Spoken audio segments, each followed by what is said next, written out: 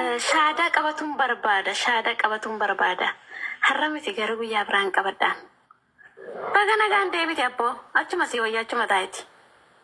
Deebiin lammata sitti. Mara wallahi maaltu na deebisa abboo. Harkaan nagee bidda qabadhee ma jechuudha.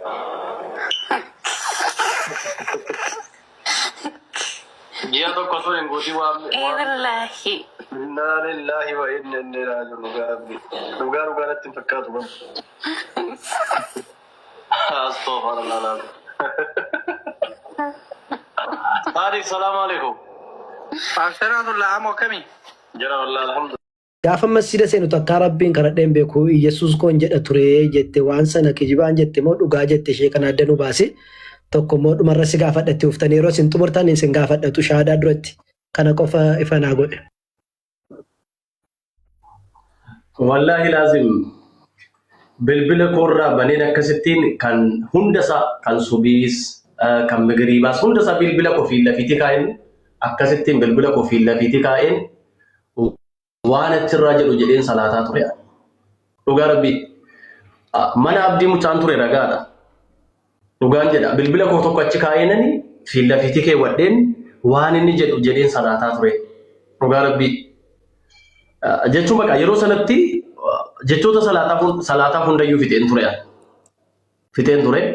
Ani guyyaa tokko Yesuusin kadhadheen beekan masgida keessatti. Akkamittiin hin kadhadha. Rabbii tokkichan kadhachaa ture. Bakka wallaaletti afaan Oromoodhaan hin kadhadha. Bakka beekutti immoo afaanuma Rabbiin Quraana isaa kabajamaa garbuu seenan kadhachaa ture jechuudha.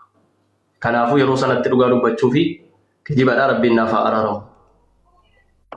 Ayye galatoom itti fufaati yeroo abdiin fitee shaadaatti toon seenin dura gaaffii tokko dhumarra sii dabalee san booddee wannaa jedha inshallah. Itti fufa abdii xumurtee moo ganaadha?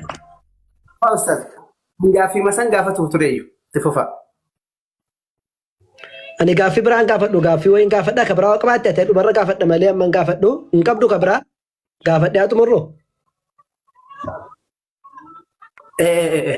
Ayye tole galatoomi sila waa hundayyuu haafuu akkasiin jedhee hin beekta. Garuu gaaffii tokko si gaafadha gaaffii sun uummata walii waan wal qabatuu fi uummanni illee namni 2000 kun adda baafatu.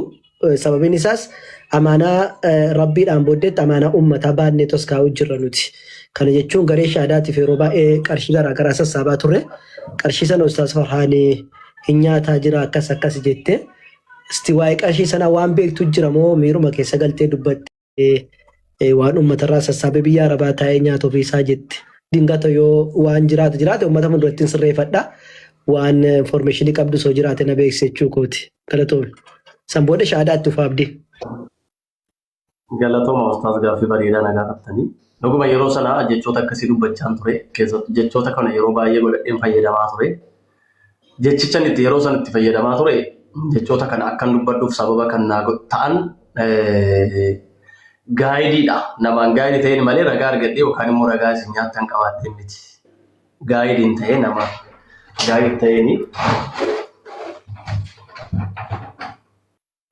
Soalnya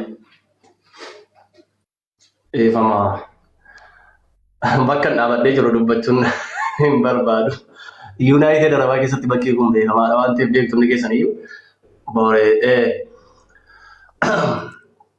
innaa kanaaf dhugaa dubbachuudhaaf gaayidii ta'een namaan gaayidii ta'een malee dhuguma Ustaaz Farhaan irratti kan isaan nyaatan yookaan immoo kan isaan waa godhan argeen beeku. Kanan argellee kan isaan dafqanii hojjetan hin argaa ture. Kan isaan dafqanii hojjetan, kan isaan dafqanii hojii yookaan immoo gatii diinii kanaaf ba'umuu malu baasan, kan isaan dafqanii diinii kanaaf dubbatan hin arge malee kan isaan dafqa namaa nyaatan hin argine. Garuu yeroo sanatti wantootni gaa'ina godhanii ragaa isaan ittiin nyaatan argeessu hin taane tokko yeroo sanatti sammuu namaa wantichi ataachii godha. Gaafa jechoon akkasii dubbataman sammuun namaatti miidhama. Kan jedhamu barreeffama yookaan immoo jira miti wantoota gaa'inaan godhamantu jiru. Malee dhugaa dubbachuudhaaf kun miti jechuu barbaade walumaa galatti. Ayye galatoomi sittiin dheeressuu atis wanna ichaartaa garuu dhiifama na gootaa yoo shaadaa qabachuuf ta'e bakka tama jirtu shaadaa waan ta'u natti hin fakkaatu alallee hoteetu baate itti fakkaata bakka maqaan rabbitti waamu natti hin fakkaatu yeroo akka saayikooloojikaalii sirraa hubadhu soo dandeesse karaa irratti illee osoo gadi baate wayyaa yaa maqaan rabbii fi maqaan ergamaa keenya kabaja qaba waan ta'eef bakka sana keetti mijatu aspaaltii irra hootee illee osoo deemte bareeda itti fakkaata itti faasil cufadhuti bayi rakkoon jiru itti deebita ala bayiti deebi yeroo dhufte mana kibaba ayye amma gara shaadaa Okay, galatoomii abdii hundi keessaniyyuu galatoomaa ustaazonni akkasuma hordoftoonni garee shaadaa hundi keessanuu galatooma. Duraan dursee hordoftoonni garee shaadaa akkasumas gareen shaadaa walumaa galatti akka dhiifaman haa gootan abdii qaba. Itti fufuudhaan yeroo darbee dhalli namaa yeroo tokko tokko emotional ta'a. Miira keessa galee waan silaa gadhiifamuu hin malle kanan silaamummaa qabeenya guddaa ishee taate gadhiiseera.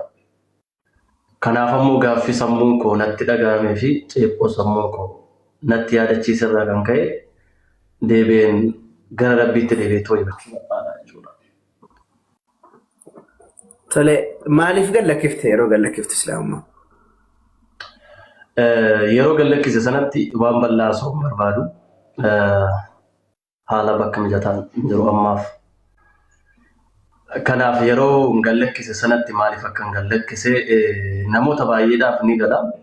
Yeroo sanaan akkuma nama tokkotti miira gaarii keessa hin turre wanti tokko immoo gaafa kaatu akkuma madaan xiqqoon ballachaa deemtu ballachaa deemee ittiin na fudhatee ba'ee jechuudha.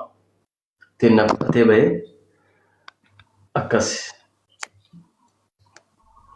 Tole yani yeroo san dirqamteeti moo yani dirqamatus dirqama moo yani fedhuma keetiin yani injiraami yani namni si dirqisiise jira jechuun yani islaamummaa keessaa akka baatuuf yeroo namni si dirqisiise jira moo? No. Like wanti yeroo sana na dirqisiise hin jiru fedhiidhuma guyyaa nan ba'e namni na dirqisiise hin jiru yaa'u yeroo sanatti akkan waan tokko dubbadhu ta'een ture yeroo sanatti wantoonni tokko turanii achumaan na qabatee sammuun koo waan na ceephee bakka maal jedhee jiraadha. Kanan jedhu yaaliman dhugaa dubbachuudhaa fi ijoollee yeroo sanaan bira jiraachaa turellee baay'ee gufachiise.